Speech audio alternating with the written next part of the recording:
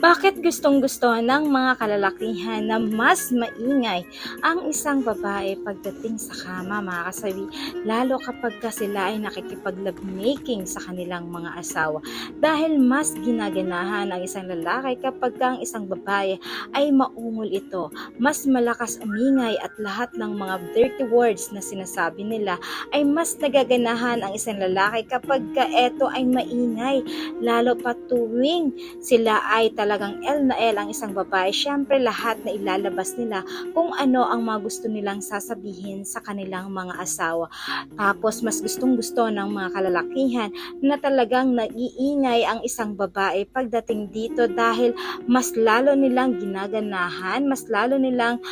ginagalingan pagdating dito, mga kasawi, para naman matumbok nila ang gusto ng isang babae at mas lalo nila itong 100% na perform